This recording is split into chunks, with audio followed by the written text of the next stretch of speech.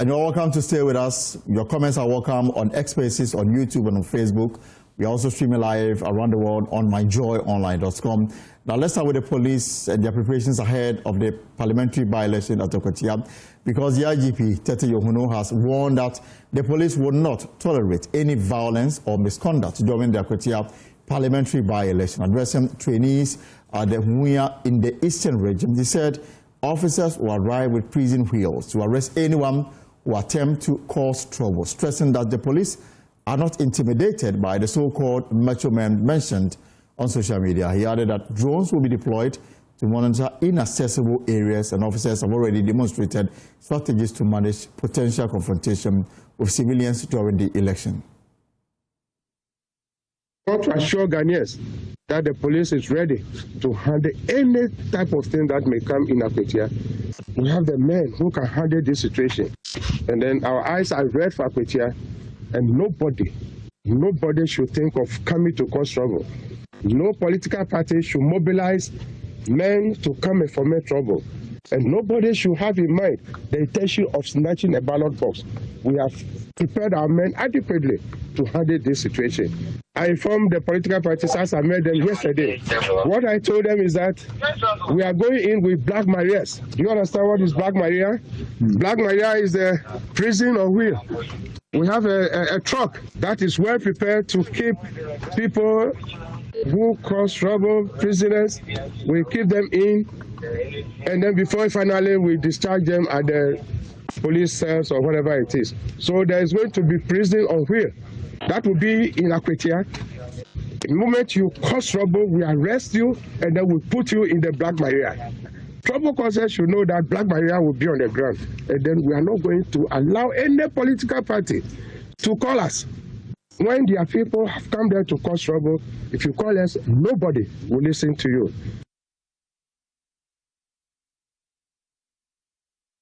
So what you are seeing on the screens is a simulation exercise that the police undertook somewhere in the eastern region ahead of the parliamentary election on September 2nd, and it's just to test the preparedness of the police ahead of that parliamentary by-election. Not that the police, what you said, was not in response to any criminal activity, but rather a simulation exercise the police undertook this morning to test their readiness for the parliamentary by-election. Let me bring in security expert Dr. Victor Doke, who joins me advising. So, Dr. Doke, I mean, we've heard the political parties, we've heard the police. I mean, these are matters that we've heard over and over before every election, be it by-election or main election. But yet, what happens on the ground always different from the assurances we get ahead of it. Do you think that Akwatia will be different? Thank you very much, and good day to you and the cherished viewers. So you rightly said, what we hear is different from what happens on the ground. This is akin to a mantra in the security space that they say, until you hear the first gunshot, all the trainings that you have gone through to prepare for will be tested. Right. So upon all the assurances and whatnot, it is the first sign of trouble that would determine the kind of response and whether they would really be able to apply the training that they went through rigorously on the ground on the D-Day. Now, however, the political rhetorics, as we've been hearing years by, it's so unfortunate when it comes to the aspect of the so-called self-defense aspect, when the political parties feel that they cannot trust the state security and therefore, use the fourth estate to come out and then assure their sympathizers that they will, take up alternative measures, if the other party tries to do something untoward. We've had elections, as we said, 2012, 2016, 2020, 2024. And all these, when it comes to the state security preparedness, they've gone through simulation exercises. But we have experienced different kinds of electoral violence in all these elections. So the question is, what is not being done well? What actually is the problem? We've had it, but the approach with regards to even the latest Ablukuma North, where we had 100 personnel deployed to each polling station, and yet we saw in that unfortunate incident, the assault on the ex-MP and all that. So the situation of the ground will be different. You can prepare, which is very good. You prepare, you have the men and everything. The situation, as I said, will determine what kind of approach would warrant you to address the situation. But by and large, I've listened to the IGP's meeting with the political parties, which was in the right direction. We just hope these political parties would adhere to the principles of fair game and then respect the rule of law.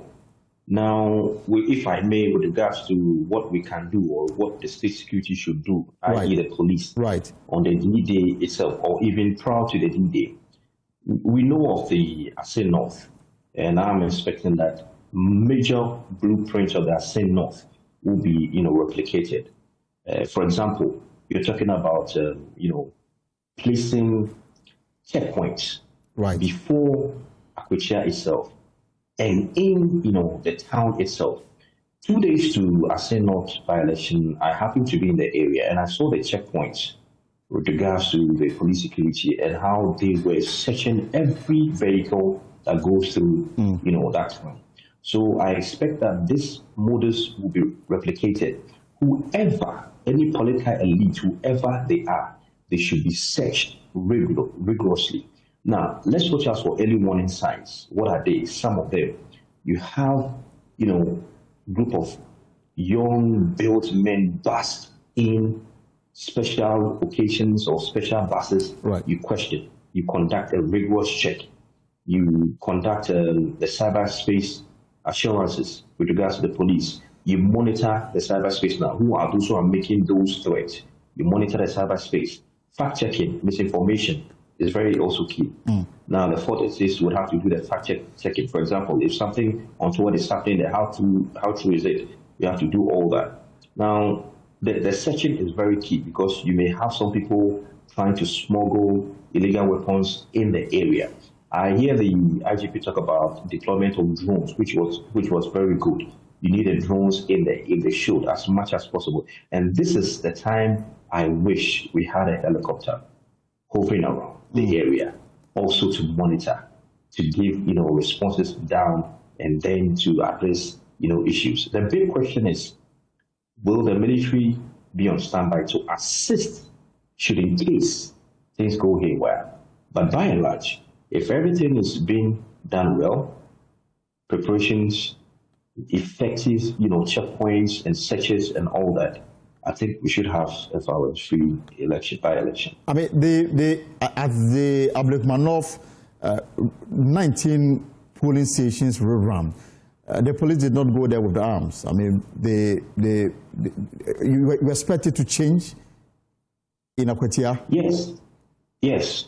Why so? Because this is one of the regions where the two parties heavily contested by the elections, the main elections itself. And we saw the troubles or the skirmishes that happened afterwards, and they went to court.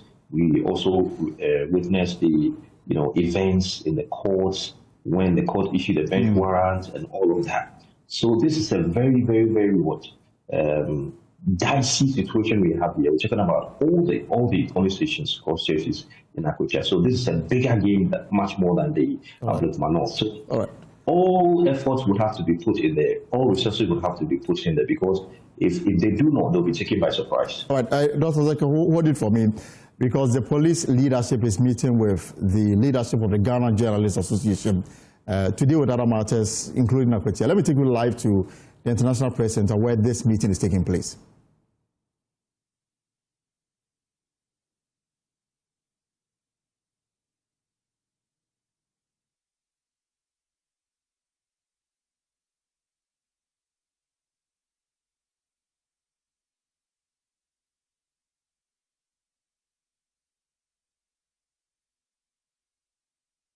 Ken Winful, Director General, NAPD. Commissioner of Police, Mr. Martin Kweku Ayi, Director General, Research and Planning. Commissioner of Police, Dr. David Ajeman Ajem, Director General, Administration. Commissioner of Police, Mr. Peter Baba Atinak. Commissioner of Police, Mr. Idi Lansa Seidu. Director General Welfare.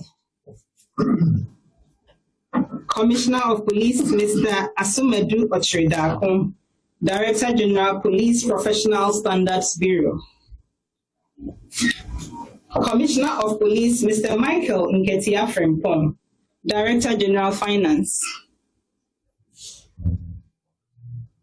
Commissioner of Police, Mr. Mohammed Husseini Suraj. Director General National Patrols Directorate. Commissioner of Police, Dr. Ernest Owusu. Director General Services. Commissioner of Police, Mr. Daniel Kwame Efiye. Director General Private Security Organizations. Ladies and gentlemen, I am delighted to introduce to you the Inspector General of Police of the Ghana Police Service, Mr. Christian Tete Yohun. I am ACP Grace and Sarah Profi, the Director of Public Service. Thank you. All right, ladies and gentlemen, now that we have almost all the police set up in our midst, I will call on the President of the Ghana Journalists Association to tell us why we are having today's engagement.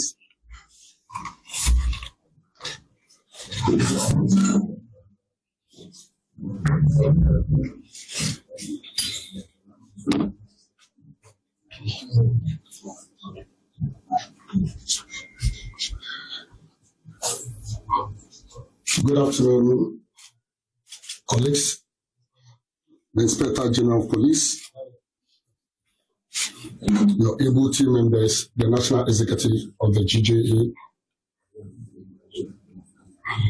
Executive National Media Commission, the President, GIBA, President, NMC, and senior colleagues, and FC, the Nasoro, and Mr. Asma. We also have the General EIB also here. I want to welcome you all to the Gifty Afeni Dazis Hall of the Ghana International Press Center. This day, in fact, let me say that this is a day we have been waiting for. It is a very crucial and important day to the Inke fraternity. And I must say that we are highly elated to welcome here the Inspector General of Police, his management members, team members, to our office premises here at the Accra International Conference Center, or the Ghana International Press Center. Yes. Before I ask the mission or the mission, let me give us a brief background. Not long ago, some of our colleagues, in fact, two of our colleagues were brutally assaulted when they were discharging their constitutional mandate at the Abekumanov rerun, or during the Abekumanov rerun. One, a reporter of multimedia, Joy, and another reporter of the EIB group. This reporter from the EIB group was assaulted by no other person than a senior officer of the Ghana Police Service. This is very serious because we know that our men and women in uniform are supposed to be the ones to be protecting us and to create an enabling environment for us to deliver and discharge our constitutional mandate. So when we start, or when they start inflicting injury on us, we don't take such attack for granted. It's a very, very serious matter, and we attach all seriousness to this matter. Aside this, there has been series of attacks from January to now. As we speak now, the only one that I can see that the police showed professionalism in terms of commitment in ensuring that the law takes its course was the attack on our brother Latif Idrisu during the just in front of Yoko during the arrest of Chairman Tumi, the Ashanti Regional Chairman of the New Patriotic Party. We are aware and we commend them for going after the perpetrators, arresting a suspect in relation to this attack, and processing this suspect before the court. And the court also did not sleep on it. They remanded the suspect into police custody for 2 weeks. In recent years, I can say that this is the highest suspect we've chopped so far in terms of attacks on the media. And I want to commend the current IGP that it happened under his term. Aside that, there has been numerous attacks. 6 of our members were attacked in Kumasi during the Council of State election. As we speak, we are yet to hear from the police whether the perpetrators of this attack have been arrested. And if so, what has been, or what is the state of investigation in that matter? And this happened in the early days of the year. We also recorded one attack involving Ahimi Tiria of Multimedia, was also attacked in the Ashanti region by some tax when he has gone into a mining site to discharge his duty. Also same were attack of 3 journalists in the Western region who were also attacked in the Sengegwa area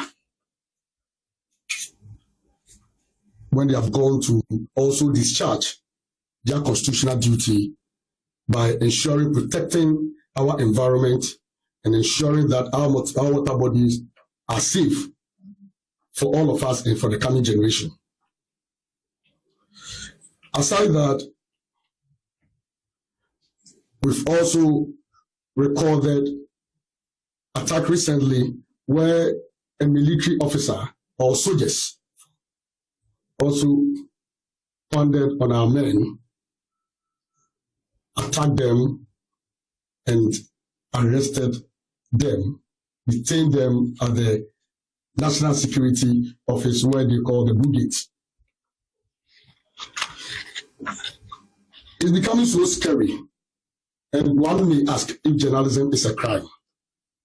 If it is a crime to practice a journalism, not so long after we had recorded the recent attack involving the soldiers, we said, okay, there's a need for us to also take a drastic or a radical decision. Because we believe that the time has come for us to do everything possible to protect ourselves as the members of the 4th Estate. Yes, we know everybody is afraid of the gun, but we are more afraid of the pen. That's why they said the pen is mightier than the sword. And so our weapons are the pens and the microphone. So if you feel unsafe, we feel that the environment is not or is hostile to us, the only thing we can do is to lay down our pen and microphone. Declare anybody who has the pendant and attitude of attacking the media, who doesn't have the temperament or the commitment in standing the media, and all they do is to chase or go after the media, attack the media, and inflict injury as enemies of democracy and press freedom. Enemies of democracy because the media serves as the bridge or the link between authorities, that's the governed, and the governor. Between authorities and the good people of this country, and I mean the citizens of this country. Because I remember our last presser when we have given ultimatum and all that, the next day, we saw the CID board, the Director General of CID, addressing the media. So the question I asked myself that, if you are blacklisted, who are you going to address? And who was going to even listen to you in the first place? How are you going to share your investigative report or findings with the public, without the media? I believe that the security needs the media, and the media also needs the security. We all need each other, because actually we all do the same job. There's only slight difference. The work we do, we gather information, we process the information, and transmit it as news. Whereas the security also do same. They gather information, they process it, and use it as intel. So we are all in the information gathering. You keep yours as intel, we put ours out there. So why do we assault each other? Why should there be tension?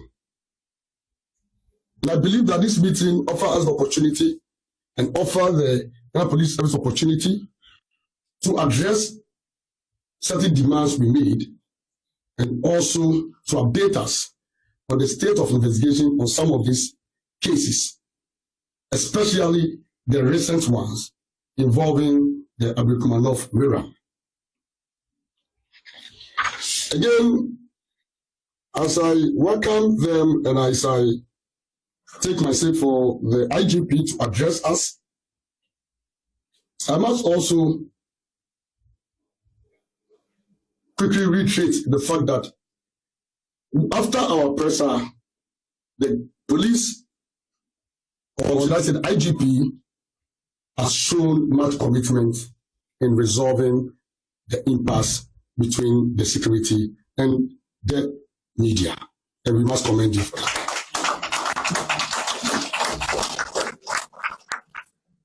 He demonstrated this by inviting me last week to his office to understand what our police are, to understand the demands, what we expected of them, and to iron out and clear the air on certain issues that have been raised.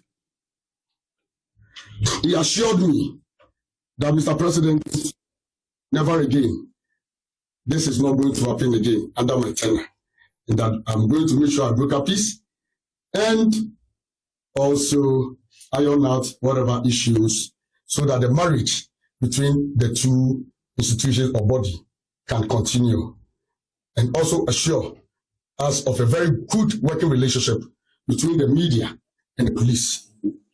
All we need is the security and safety of our members, Mr. IGP.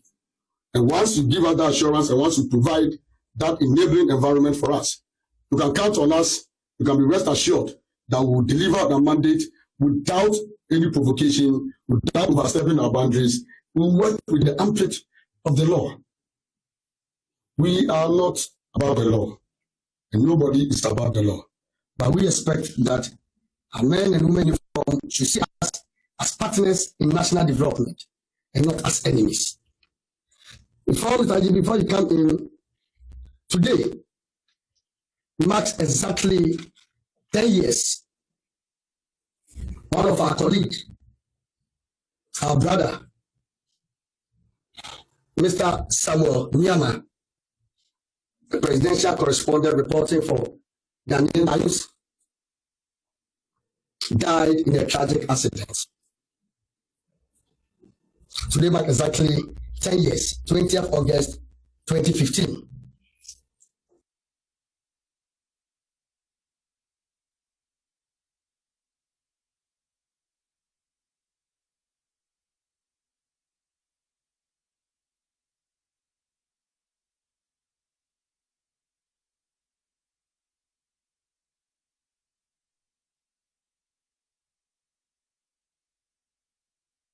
Right, so you're watching a live coverage of a meeting ongoing now between the leadership of the Ghana Journalists Association and the leadership of the police administration. And the GJA president Albert Jomfo was in the process of delivering his welcome address, and we had some challenges with the feed. We'll take you back when the feed is stable so we can hear the assurances from the Inspector General of Police, especially relating to the matter of attacks on some journalists and what the IGP plan is going into Akwatia. Dr. Victor Doke is still with me, and we'll bring him on to share some thoughts with us. So, Dr. Doke, let me just briefly come with you. If we're able to establish the connection, then we'll go back to the International Press Center. The MPP say that they trusted the police at Ablikmanov, even with just 19 polling centers. The police could not contain the violence that characterized the election, sometime in the full glare of the police administration. So they are going to Akwatia to protect themselves, if you like. Doesn't that defeat what the police is seeking to do to protect everybody? Yeah, right. Now, you would expect that any political party, after meeting the head of security of the police and internal security sector, would be assured. But with regards to what has happened in the past, we, our political elites always play this kind of game of blame game and then trying to find any means to justify a course of action that they may be planning or if it should happen. Now, this is quite unfortunate. With regards to protection, now we all know the only mandated body with regards to our security space, the Ghana Police and other security agencies. Where would any political party even get arsenals to say they're protecting themselves? What is the meaning of the statement itself by protecting themselves? What does it mean? But by and large, the police hierarchy, after having that first meeting, should be able to call the political parties to order again and to assure that the protection lies within their mandate. Now, I think what we are going to expect the police and the security agencies to do is be very assertive.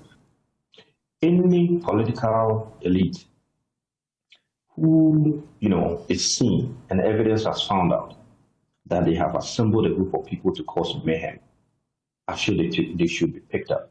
In the audio voice I heard, earlier in the day, I heard the IGP stating that no political party should call where they find themselves in trouble or what. Right. They should not even entertain those kind of calls from any political party.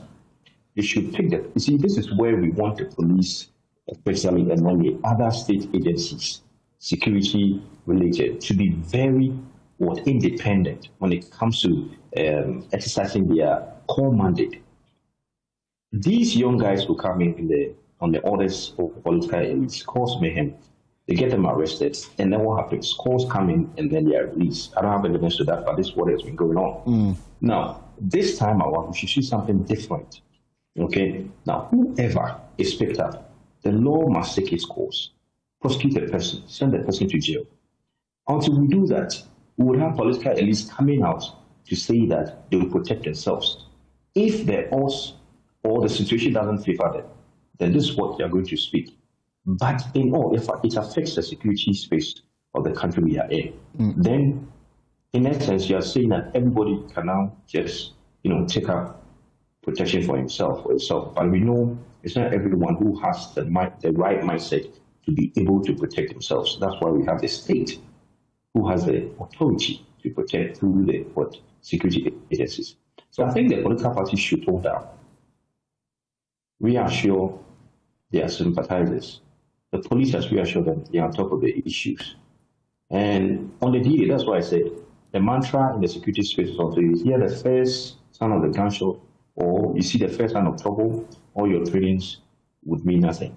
Now, the personnel on the ground should be very assertive and deal with any kind of criminal elements that will want to disturb the situation. Right. Because the moment you have disturbances in one area and you're not able to contain it, it spreads to the other areas, and that becomes the danger. You would not be able to contain it.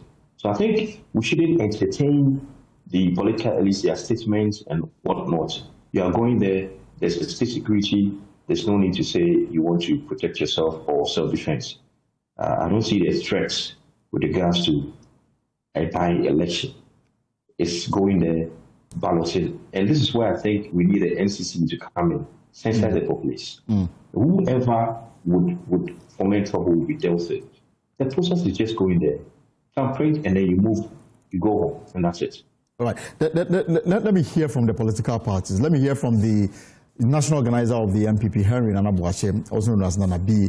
So Nana B, the police today took everybody on. I mean, telling us what is to come on September 2nd. They did a simulation exercise to tell us of their preparedness ahead of the Akwatia Parliamentary by-election. The IG indicates that they may be even going to Akwatia with a mobile prison where people will be arrested, troublemakers will be arrested and imprisoned until they are put before court. Does this give you the confidence and the assurance that Abdulkumanov will not repeat itself at Akwatia?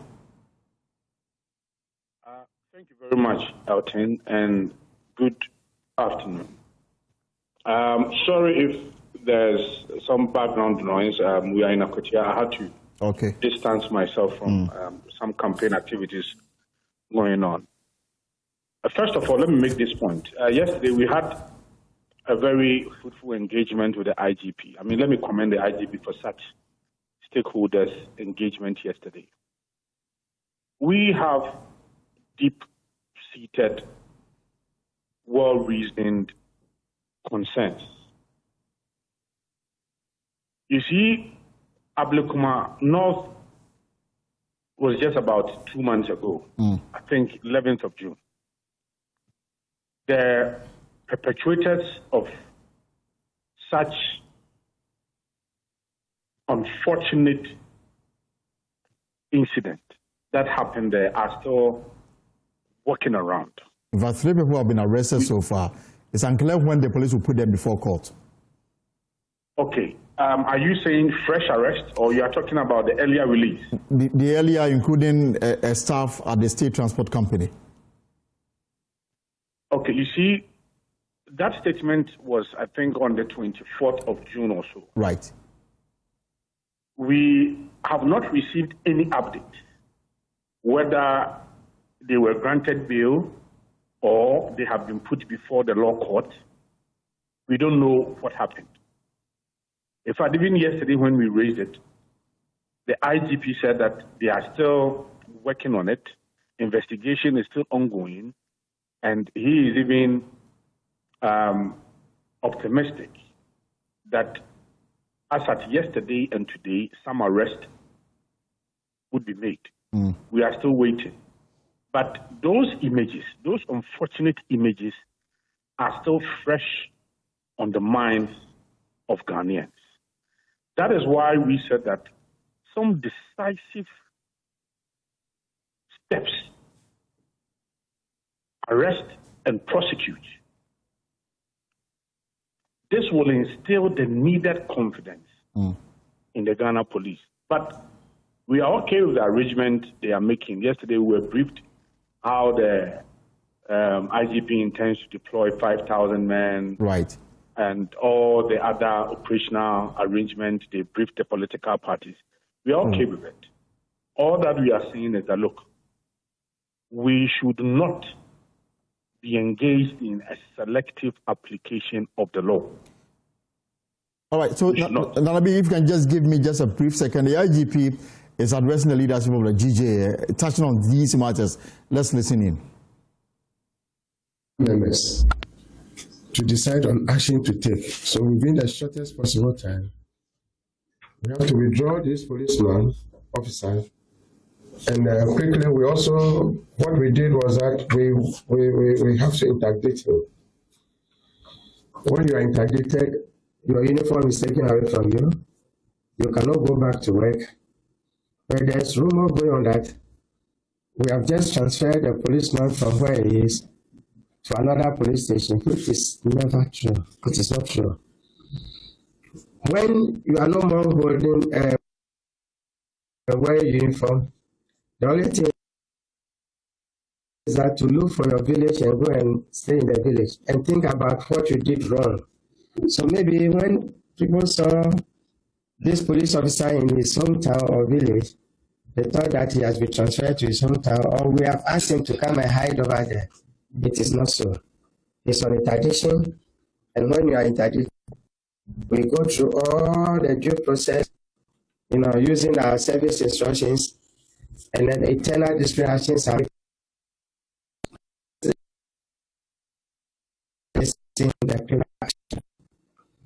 what we do as our officers are concerned is that when even the criminal case is done against you, we forward the docket to the AG's office for advice based on advice of my legal team. And that is what we have done.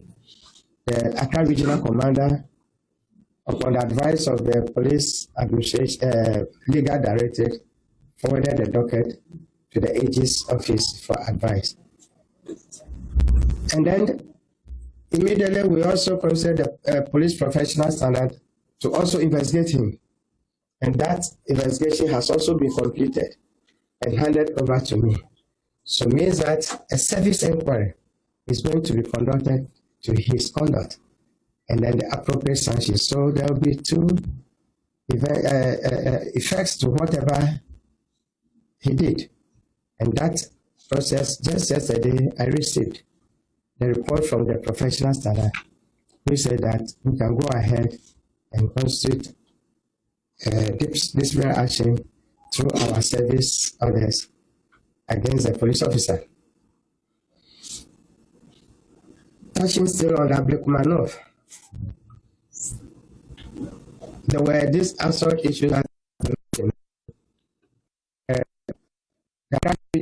as at yesterday, I got 8 suspects. Suspects have been arrested. Yesterday, they are being processed, and from the advice I had from the regional commander is that tomorrow they will put them before court. Later, either tomorrow or Friday, one of these days, all these suspects will be put before court.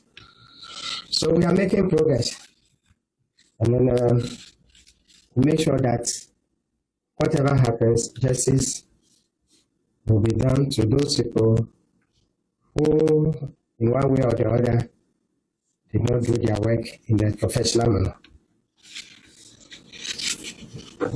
The DJ president mentioned the incident in Kumasi during the Council of States elections. Yes, I've just got information that investigations have been conducted, and then the victims have been given medical forms. As of today, they have brought medical forms for the suspects to be put before court. And so, ask the regional commander to trace the victims and make sure that the medical reports that were given to them, for them to give it to the doctors to endorse, they return those medical reports so that the next step of going to court will be initiated. Whether we are safe to continue, or you can go to Akwatia, what I want to say is that Akwatia will be very safe. Just to myself and my management team, we went to that is Hunya or Echiremati, where we have the high-risk operational training taking place. We went to visit the officers. That is the first batch of officers that will be deployed starting today. That is about 600 men who handled all risk operations in the course of the election duties. About 600 people have been trained. And some of the media personnel who follow us there, they saw exactly what happened. The preparedness to conduct search to ensure that nothing dangerous is concealed in a vehicle or in a motorbike that can cause any trouble during elections. Men who will be at the ground so that if somebody intends to use a weapon to snatch a ballot box, the precision in dealing with that particular suspect was also demonstrated when we went to the ground. If there should be somebody who can climb the tallest building in Akwatia, we have the men, and the men have gone through that rappelling training. We asked some of the media people to join us to descend. You know, walking through the distance to the waterfalls, it wasn't easy. But they managed to join us to see. We wanted to show everyone we are prepared and we are preparing. And what they have seen in Munya today, or Ashramati, really gives them the assurance that we are ready for the election. And the men, as I'm talking about now, those 600 men have already moved to Akwatia. They are going to soften the ground. You know, we heard so many TikToks and the social media comments. People said, oh, no, we are going there with arms and everything. We want to assure you that the police will deal decisively with those people. And I think they are cowards. They cannot come.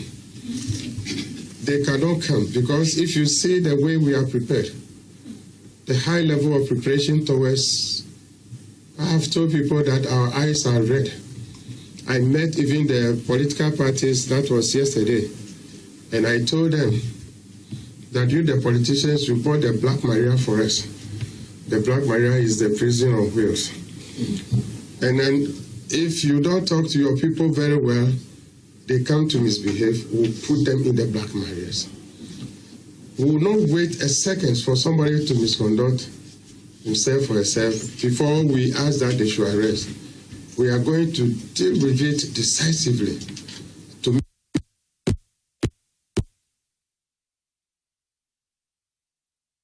keep people. No policeman will attack you. We are there to protect you. It is our duty to protect you because without you, nobody will know what is happening. Somebody will be at home, he will not be at Akwatia, but he can even see what is going in Akwatia better if it is not you. So all we are telling our police personnel countrywide is that the brothers and sisters who hold the camera and then the phones to take whatever they are doing during the election times, I think there's a level to which they can go, but then you have to be moderate in handling them, making sure that because without them, the rest of the people who are at home watching, they cannot see what is going on. And we have passed that stage whereby we have to look at the media to be a different group of people. They are part of us. Some of us, we have reached this stage, and without the media, nobody would have heard of our name. I go to my village and everywhere they will tell you that, even yesterday I saw you on television. It's not my own television, it's not my television. It is your television that put me there. So, DJ President and all our executives in the media fraternity, what we are telling you is that we'll make sure that will protect you. Even if it will take me alone to protect you, I'll do that.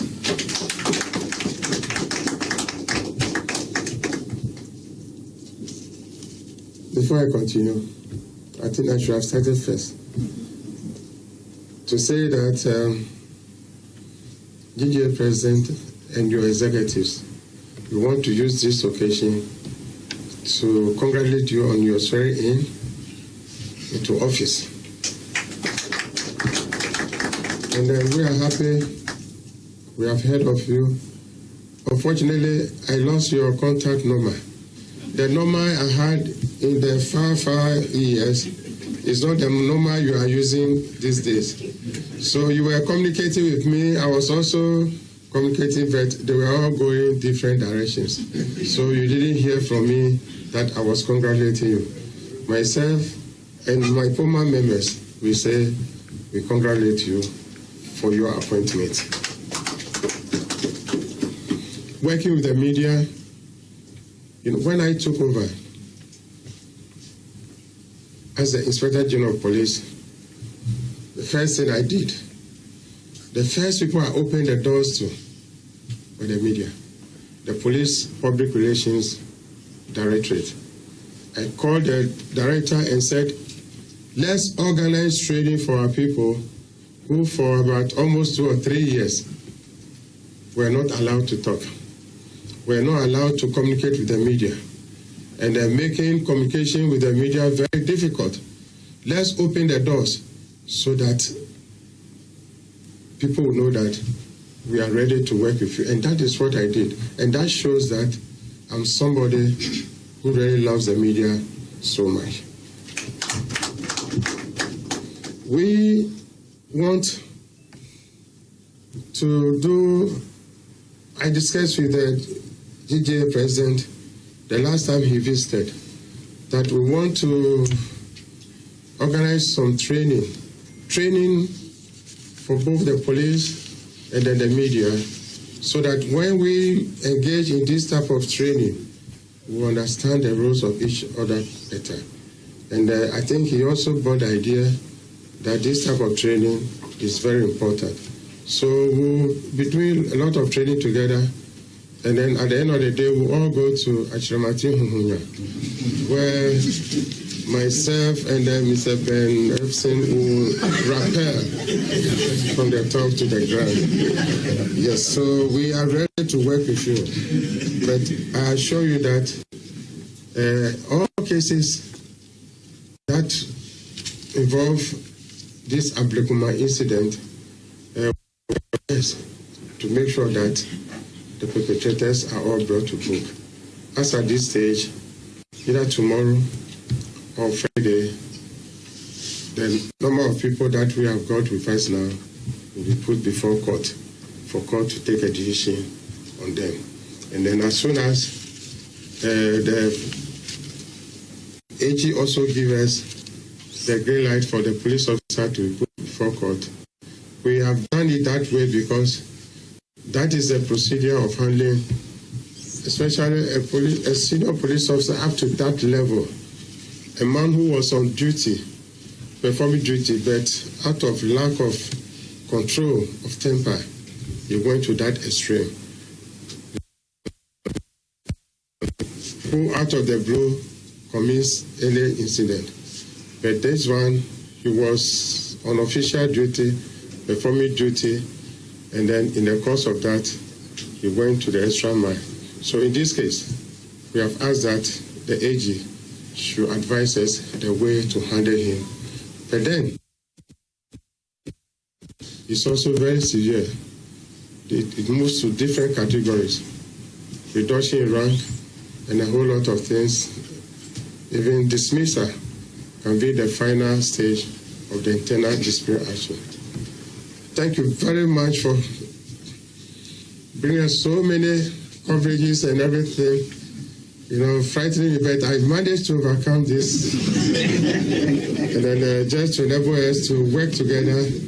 And I pray that this time when we decide to meet, I will see more cameras, because some of us are very shy when we are speaking to the camera. Thank you so much. Thank you so much. God bless you.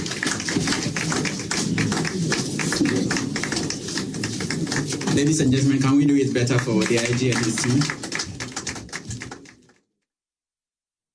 Right, so this is the pulse here on JoyNews, and of course, just some few seconds ago, you heard the IGP on preparations towards the Akwatia Parliamentary by-election.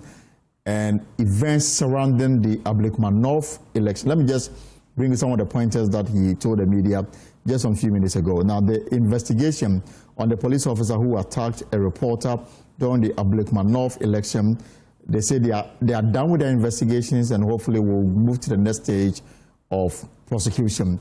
8 suspects arrested during the Ablekuma North rerun. These suspects will be put before court tomorrow. That's according to the IGP. And then on September 2nd, the upcoming parliamentary by-election at Akwatia, already they have 600 police officers on the ground, ahead of the September 2nd, and they will be deploying more. In fact, they are looking at 5,000 on election day, and they will make sure that the place is such that nobody will have the opportunity to foment trouble. Dr. Adaka, your final words on this matter. What do you make of the IGP's bold measures towards Akwatia, but more importantly, the steps they've taken to deal with those who are arrested during the Ablekuma North elections? Long last, we will. Right. And Yes. And I hope the monitoring IGP and then his proceedings see to and see what happens in court. Yes, Doctor. Yeah, Doctor, please go on. Yes. Yeah. So it's in the right direction. The necessary steps have been taken, and we heard him saying they are going to see to the latter. So I think that assures we Ghanaians and then even other political parties that the IGP and his office are doing some work with regards to prosecution of those who fomented trouble in Ablekuma North. But what I wished was it should have come earlier so that it would have really been very evidential in such that those who are thinking about doing same in Akwatia would have a second thought, because then those who were arrested at Ablekuma North have been dealt with. But nevertheless, it doesn't mean anyone will have the right to, disturb the peace of the elections. He spoke excessively. Now, with regards to how the protection for the fourth estate, I look at it in 2 directions: assault by vigilantes or criminal elements, and assault by state security themselves. So now you're looking at the state security. The police is going to perform a lot of roles. How to ensure that even the fourth estate personnel will be protected should they come and they attack from those criminal elements. So my advice to the fourth estate personnel is you are responsible for your own protection. Right. You run when you have to run, hide when you have to hide, seek assistance when you have to seek assistance, and then you obey instructions. When they tell you to leave a location, just leave the location for some time. And I'm sure those who go there will have accreditations. Now, you cannot tell. Some will have original accreditations. Some people can't even pose as media men, but they are not. Right. How do they distinguish those, So all these things should have been, thought through. Introduction of those who were even going there to even meet the commanders of the various units who are going to man the police station. That is very key to do when you are media personnel. You introduce yourself to any of the team, the police teams, and so they identify you, and then in case of anything, they can protect you. But you just obey instructions, and then I think everything will go well. Dr. Toke, thank you so much for spending time with us this afternoon. And Dr. Victor Toke is a security expert. And on this matter, again, let me reiterate some of the comments by the IGP. First, remember, at the Ablekuma North 19 polling centers rerun, a police officer is alleged to have assaulted a reporter with GH1 TV. And according to the IGP, the police administration, they forwarded the dockets of the police officer who assaulted a GH1 TV reporter in Ablekuma North to the Attorney General's office for advice, but also makes the point that internal disciplinary action, including possible dismissal of the said police officer, is also being considered. Now, also, 8 individuals the police arrested for their various roles in the violence that characterized the Ablekuma North parliamentary election. These 8 individuals will be put before court tomorrow. On the upcoming Akwatia parliamentary by-election fixed for September 2nd, they already have 600 police officers in Akwatia and over 4,000 more will be added to it. The aim is to ensure that they are able to provide adequate security to prevent any form of violence during the parliamentary by-election at Akwatia in the Eastern region. So this is what came up from this meeting with the Ghana Journalists Association. We're keeping an eye on this matter, and we'll speak more on this. We will leave it here for now. And this is the pulse here on JoyNews. Let's handle some other stories now. And the Municipal Chief Executive for Lejekuku, Israel Ajete Ochiman, has led a proactive operation to remove unauthorized billboards at the Flower Port interchange in Accra, acting even before the Ministry of Roads and Highways issued its directive. In a statement on Wednesday, the ministry confirmed that the billboard lacked the necessary approval and violated national advertising and road safety regulation that they talk about. And so the MCE led a special operation to bring down these billboards that is being on. We can take a look at what happened at the place today.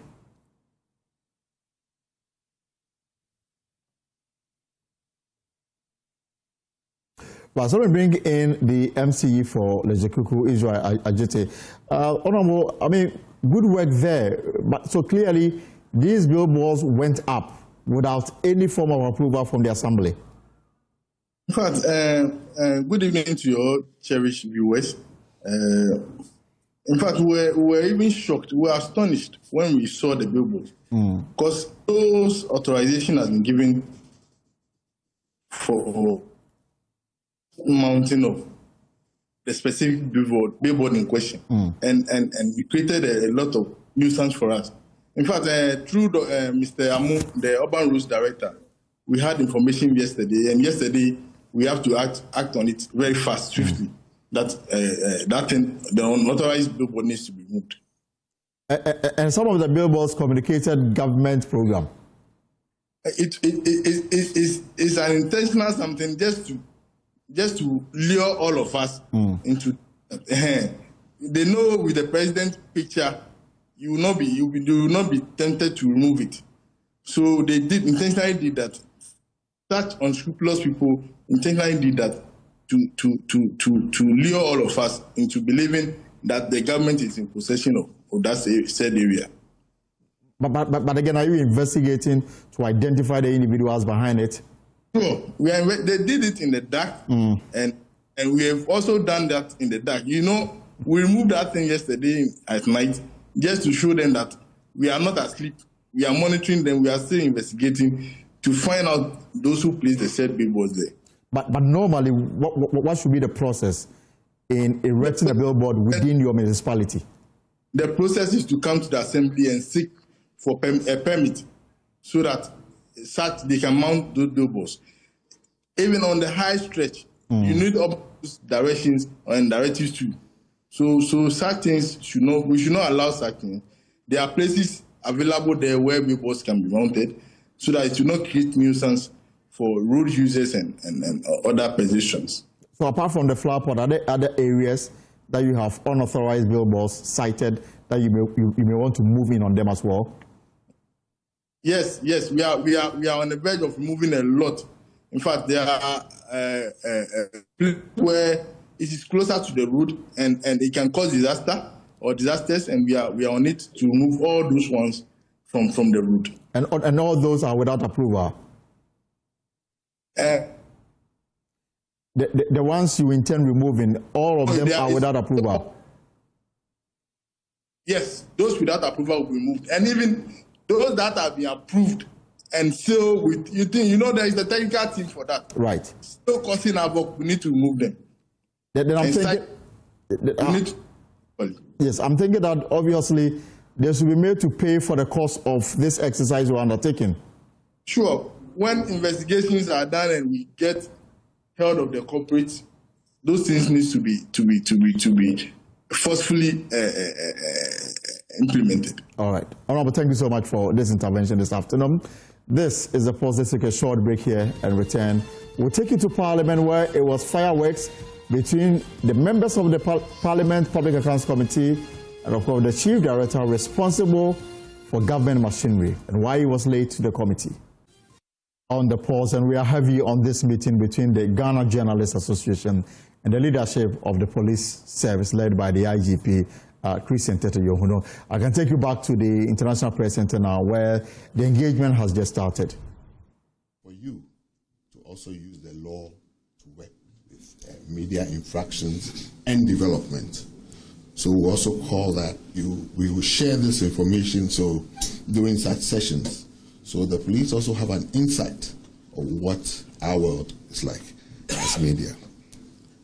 We also would want the last thing is that we want to have consistent updates, not just of specific cases of interest to the police, but general updates of all issues, especially to do with the media people, and more frequent, regularly, so that we can distribute and update our membership, so that we know exactly how far these cases are, not till we come and ask. So on that note, I would like to say thank you very much for this initiative and helping us to make history in the Ghana Media Press Conference Center. Thank you. All right, so before the IG makes his final remarks, I want to give you the opportunity, our members, to ask questions. And I'm limiting it to only 2 questions, and your question must stay within the scope of this engagement. No preamble. Just 2 questions. Then we leave here. Okay, so you mention your name and then your question. If you can, maybe come here. That'll be fine. Or you want to stand there? All right, fine. So. I'm Ken from JoyNews. My first question is the assault on Carlos Kalos when he was covering the demolition exercise.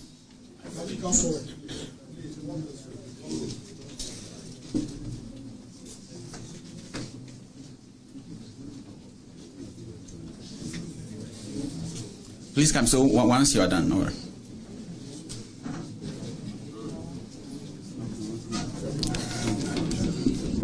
Good afternoon. I'm Ken with JoyNews. IGP, I have 2 questions. The first one is, I never heard you mention the assault on Carlos Kalodi, JoyNews journalist, who was attacked during a demolition exercise by armed military men. I want to find out if anything has been done about that. And 2, it's about Akwatia by-elections.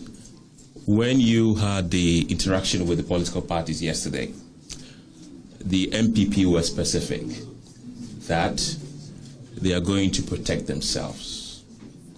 They do not trust the police to offer them protection because the incidents that happened in Ablekuma North, they have not seen any proactive measures that the Ghana Police Service has taken. So I want to find out from you the first one about Carlos Coloni, and then the second one, what you make of it. All right, thank you. I think the time is past. All right, so okay, it's okay. Mr. President.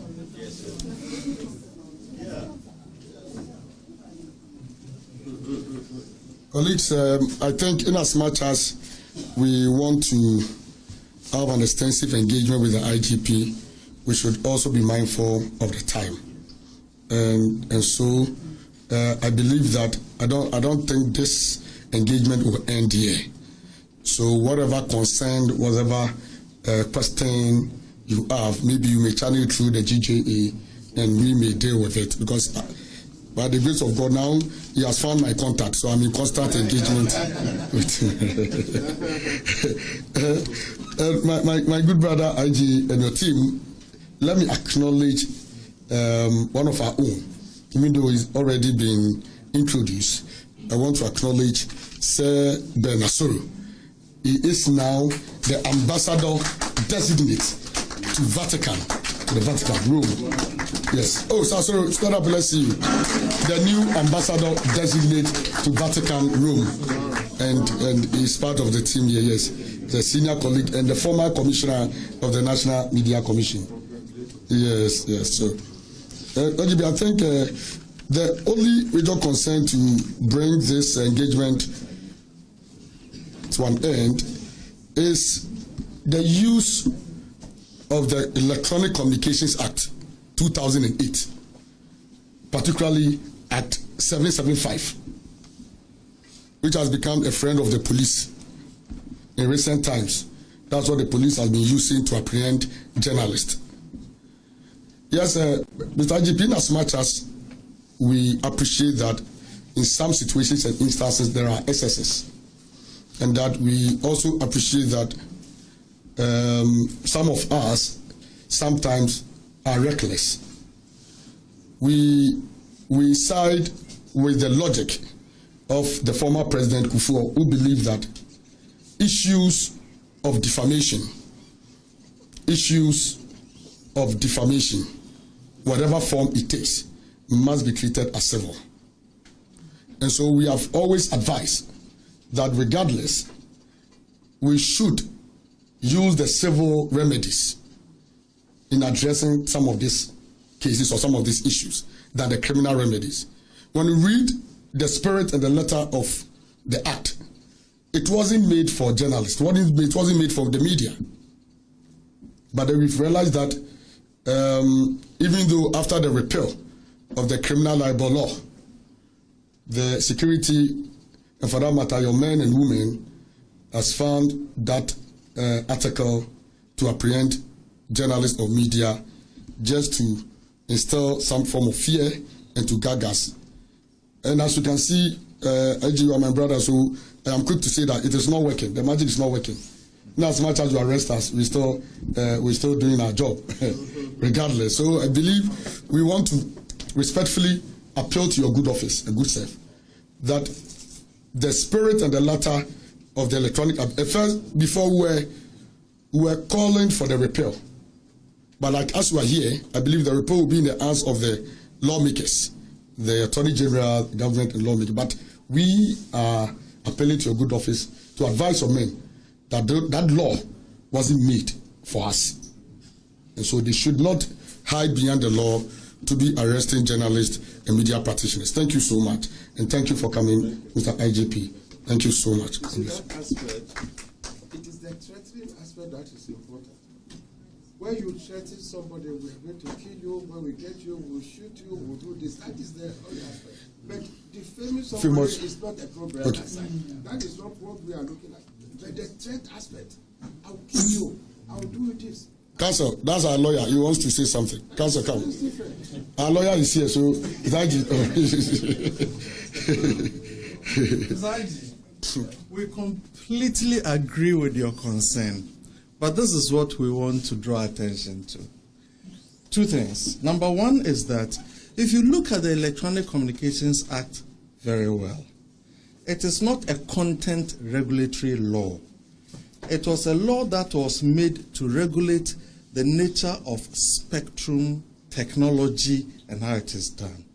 So the provision that the police has been relying on, the provision actually says that whoever uses misleading communication to misdirect a ship, a vessel, aircraft, okay, but they only hold on to the misleading or false communication and stop there. We really want to encourage you, IG, to look at it yourself as a team and also to get your lawyers to look at it. You will discover that that law is not made for the situation that they apply it for. But we'd also want to plead with you that, if you wouldn't mind, Mr. President may have to organize a meeting between yourselves and your team and perhaps the Chief Justice on this issue, because we strongly feel that the law has been misapplied too many times. Thank you very much.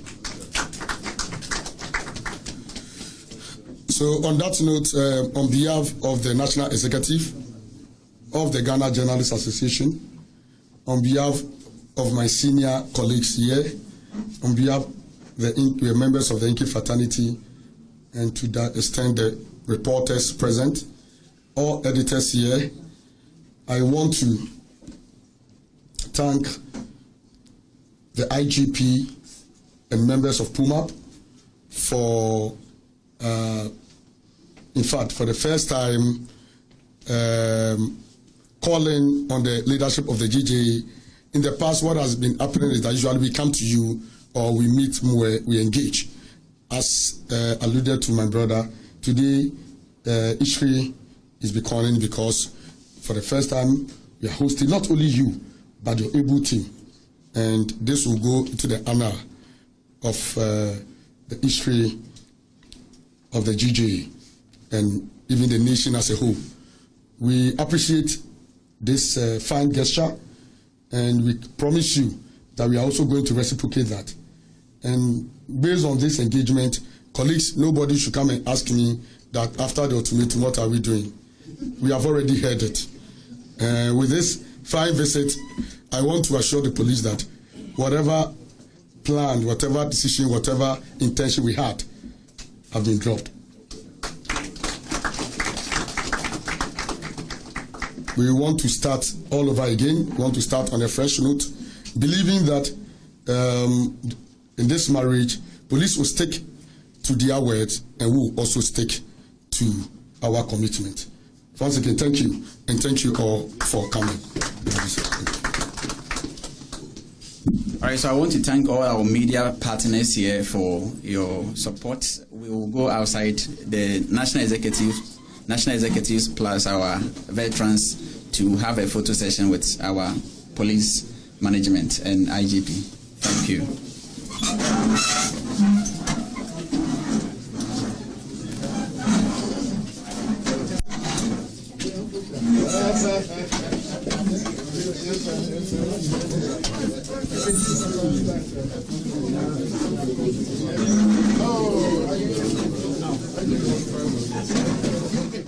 All right, this is the pulse here on JoyNews, and of course, we will take a short break here, and when we come back, we will talk about the Parliament Public Accounts Committee and other related matter before we take a break, before we take leave of you on the program today.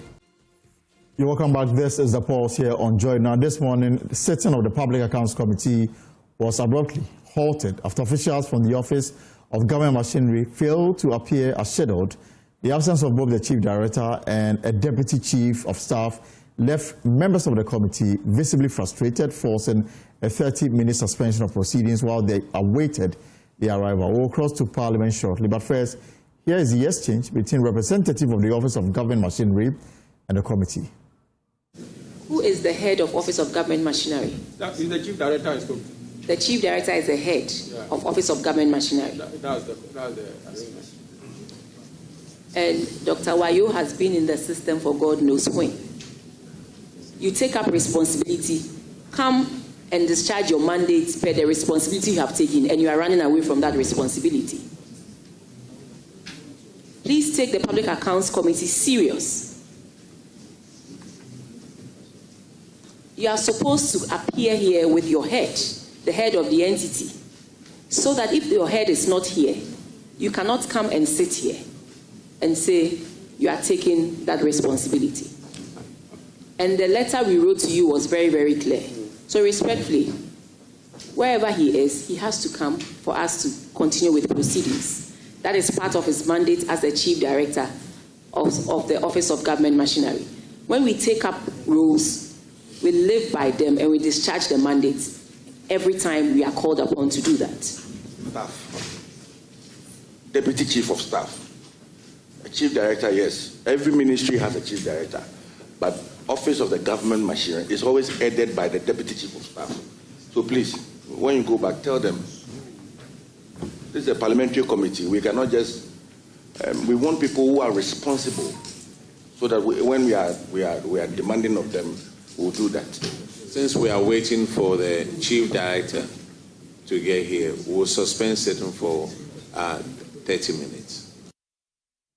Well, let me bring in my colleague James Abeyu, who covered sitting of the Public Accounts Committee today. James, so finally the Chief Director came, but it wasn't an easy ride for him. Exactly, Elton. And as you heard there earlier, he was supposed to appear with persons from other agencies, including the Council of State, the Northern Development Authority, the Zongo Development Authority, as well. And if you look at the infractions captured under the Northern Development Authority, they include the uncovered retrieval of salary allowances from a number of employees amounting to over 500,000 Ghana cedis. The explanation to this has been that these personnel, when they were employed at the time that the Northern Development Authority was set up, some of them have not been on the government payroll for a while, and so they had to take the salary allowances from government in order to make rent and all of that. Of course, the recommendation of the Auditor General has been that this money should be paid with interest. The committee was divided over whether or not it was a fair thing to do to demand interest from them when it is the government who did not pay them on time, for which reason they have to take their salary allowances. But the chairman, ranking member on the committee, Honorable Atamos, insisted that that should be paid. Then the other infraction had 82 million Ghana cedis, which were debts accumulated over a 10-year period, which the leadership made clear that they were unable to collect this debt. It is in the explanation to some of these things that the Honorable Alhaji Abubakar Wayo, who is the Chief Director of the Office of Government Machinery, clashed with chairperson of the committee, Honorable Abna Osei-Asari, insisting that some of this misbehavior of members of this development authority has been because even though they are under the government machinery, the finance ministry has a lot of influence over them. It looks like there was a lot of political interference and political advantage on these three development authorities. They have been established only to be used for political propaganda. And so it led to a long back and forth between him and the chairperson of the country. You know that Honorable Abna Asari has been a minister of state in charge of the finance ministry. And so she also didn't take it kindly, leading to a back and forth between them as to why they sat down and allowed this development authority to create what they call a mess of such kind, leading into the Auditor General's report. And at some point, the chairperson herself had to recuse from the committee. Tell us why. Exactly. It looks like there was no explanation given, but at the point, it looks like, when there is you know that there's a conflict of interest, the right thing as per convention is that you recuse yourself. You either declare the conflict of interest or you recuse yourself from the committee. And so we can just, conjecture that may be the reason. But from yesterday, when the committee sitting started, she has decided to elevate the ranking member, Honorable Atamels, to co-chair the sitting. And I had an interview with her and I inquired about that. And she explained that it has been something they agreed on when the orders of Parliament was revised, so that when they start the new Parliament and the report that comes to the committee covers a government that is in opposition, the government in power would now chair the committee so that they can deal with the issues that happened under the previous government, so that it will be fair, the committee will be able to achieve its purpose. And so that's the reason why she decided to switch positions with the ranking. But as to why she recused herself today, no specific reason has been given, Elton. All right, James, let's leave it here for now. But in another development, the Ministry of Defense has also been referred to the Attorney General after their hearing. And of course, we'll bring you more in subsequent bulletins. James Aveji covering events at the Public Accounts Committee hearing. Now, President John Mahama says government is reviewing the Ghana Investment Promotion Center Act to scrap the minimum capital requirement for foreign investors. Addressing Japanese business owners, he explained that the change will allow companies, whether they bring in money or not, to easily set up and grow their businesses in Ghana. Take a listen.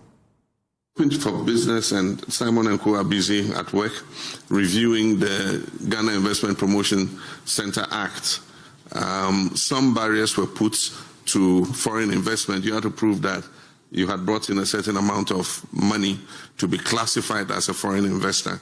In the reviewed Ghana Investment Promotion Center Act, we're removing those minimal capital investments.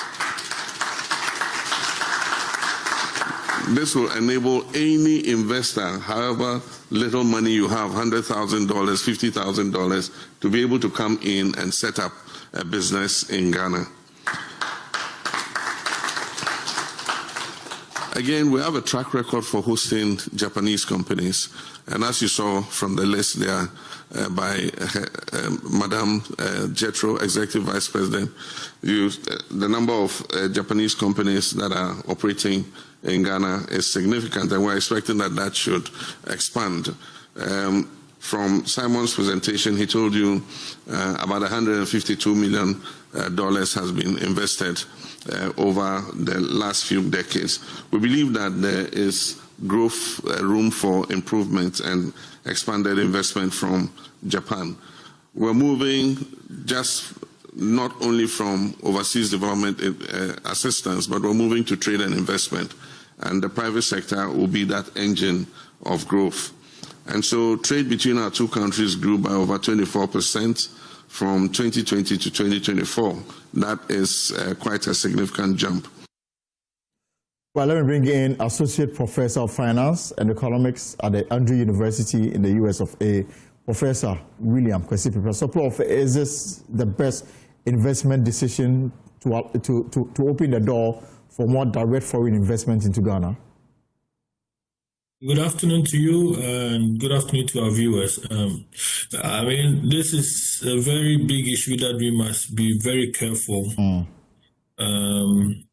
So I'm going to talk about the potential risks. Listening to the president, he's only focusing on broadening the ease of businesses entering the country. But I'm going to give the warnings or the red signals. The moment this comes into play, it's going to affect our small, medium enterprises. Right. Competition is going to kill that sector. Ghanaians entrepreneurs will not be able to compete with external companies coming in. When you open your gate like that, the government itself may not have control over the economy. We know what happened in South Africa. They had to go and change their laws. One other major factor that we may have to look out for is that foreign companies may capture our local markets. At the moment, if you want to go specifically trading, if you're a foreign company and want to go into trading, you may have to go within about $1 million as your capital requirement. So if this is removed, it's really going to make sure Ghanaians will not be able to control our trading. And the effect of having all your economic activities in the hands of foreigners is very dangerous. You put your people not to be more entrepreneurial. The third factor we may have to look out for, this could bring an unequal growth in wealth creation. As a country, we don't have a lot of resource funds to be able to help our small entrepreneurs to grow. This is going to kill the industry. So we have to be very, very careful. I understand the president wants to make sure we get inflows of foreign capital. Right. But we also need to protect the business within our community. In the world, it is only United Arab, is it the UAE? Right. That has such free entry. But we know they are already protected because their economy is built around tourism and oil. And even now you have to cede some percentage of your business to a local Emirati. Yeah. So if you are going to scrap this particular requirement, which is something we really need. So this is the economic side. Let me also talk about the financial implication. Right. most of the foreigners that come to Ghana to do businesses normally come with that capital. You know, the law says that you can bring it in terms of cash or capital goods, which means that it can be equipment.